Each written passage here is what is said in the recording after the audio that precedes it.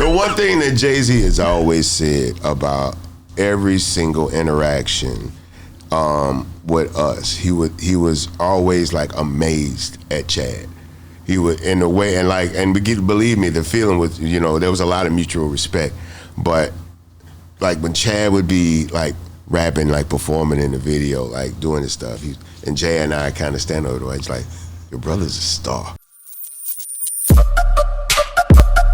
Yeah, we on Boss Talk 101. Yeah, we gonna talk. I want to ask you about Big Pimpin'. I know you done answered a million questions about Big Pimpin'. I'm up for it. You know what I'm saying? I'm interested to see what you. Who's my bad? That's my scenario. I'm straight about the black Barrio. Makes a meal about for sorry. Now sit back and beat my scenario. Who's my bad? That's my scenario. You know what I'm saying? Those verses, were they articulated different or harder because you dealing with Jay-Z and he being from New York and people watching us? You said things that was crazy in there for me, like something about the alphabet. Go read a book, you illiterate son of a thief. Step up your vocab. Don't be surprised with me and you see it's coming down on your slab. You know what I'm saying? Yeah. Like it's like you was hitting core moments to say, hey, we got something over here. Well, here's the thing, right? when we got the call to do the record, I hadn't heard the song, right? This was before you could like email music back and forth to people, right? So I didn't hear the song until I was actually in New York in the studio. But like when I got to New York, I went to the office.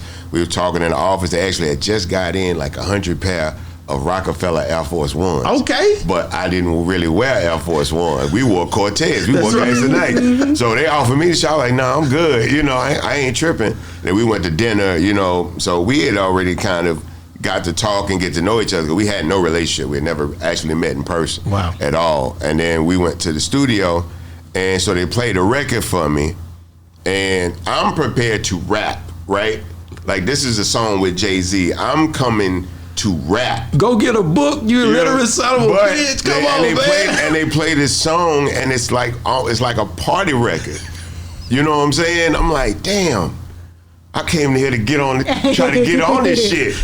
Right? And I was like, fuck it, let me figure it out from this angle. So, I had to determine that I was finna get on this record and do some of the best rapping I had ever done. Regardless of what it was, I was finna do my best to, at the very least, keep up with dude, but at my very best, just go there, just leave everybody behind in that moment. Go read a book, you illiterate son of a thief. Step up your vocab. Don't be surprised with me and you see it's coming down on your slab.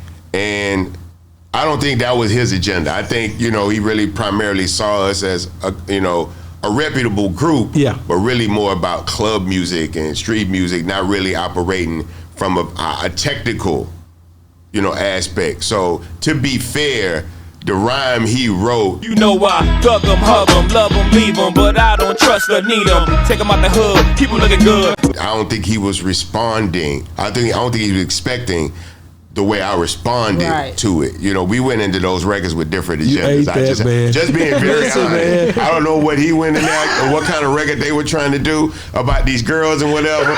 But we don't talk about some girls, but you know what I'm saying? Taylor, I'm gonna let you finish. But Bun B is the best rapper right now. So yeah, and it became one of my, it became a shining moment for me as a lyricist. But in no way is that my record. I know everybody knows who record that is. That is arguably the most quoted 8-bar verse in hip hop history. Smoking out, pouring up, keep it lean up in my cup. All my cars, I live in wood in my cup. Man, that's Pimp C, and I'm gonna tell you why. The whole thing shut down for me. I was hearing you, and you was a big pimp. You were hitting that chorus and everything till I heard Pimp say, "What you know about them Texas boys?" It was over at that point. He always say that. Now y'all know about the Texas boys coming down the candy toys, smoking water. Now, what I tell everybody, it was over. The one thing that Jay-Z has always said about every single interaction with us, he was always like amazed at Chad. He would, in a way, and believe me, the feeling was, there was a lot of mutual respect. But like when Chad would be like rapping, like performing in the video, like doing his stuff, and Jay and I kind of stand over the way. It's like, your brother's a star. Like, that's all he ever said about Chad. Every time he was around, every time he looked at, you'd just be amazed At like, there was Pimp moved with audacity. Yeah. Like, and when I say that, and I don't say this a lot, Pimp moved with a lot of audacity. How dare he think he could come from Port Arthur and make a record? How dare he think his beats could be better than others? How dare he think talking in that super strong Texas Southern accent? How dare he wear glasses and make gangster music, right? Just the audacity that he had to walk this world and be who he felt he had to be, right? It's just, it's just, everything I ever saw him do, like, it was always at this level of, man, because I gotta show him the Bun B, we got him, show him Pee Wee, we gotta fuck him up, but we gotta hit their ass over the head, you know what I'm saying? Man. Like, all of that. He was just always striving for greatness because he knew we had it. Nobody ever, it was crazy because I wouldn't have even been in UGK had I not believed in him. But nobody believed in me more than him. I know. Which is crazy, you know? Bro, he said, ain't nobody for the out-rap Bun. I heard him that day. I said, yeah, he right. Look, all I had to do was rap. I ain't make no beats. I ain't mix no records or nothing.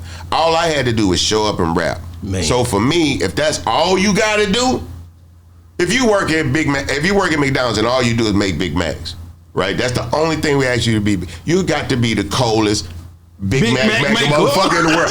You ever see the Domino's commercial where you see the boy flipping the boxes? Because that's all he got to do.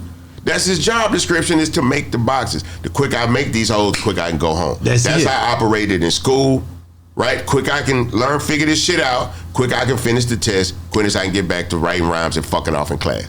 That was my whole thing. So even when you see me in the studio, we just went live. If you go back and look at certain, if you know where to find it, the footage is there from the recording session, but you gotta know where to look and find it. But you'll see, like, people when my wife was talking about, because my wife was filming some things about it, and she was like, these people are tripping at how fast you writing these rhymes. Yeah. I'm like, yeah, because it's getting late, you hungry, I don't have all night for this, right? My thing was, I like to get up early in the morning, go to the studio about 10 o'clock, right? Get my day started, as soon as traffic is done, go get started, and try to be done by 3, 4 o'clock, so I could beat traffic home.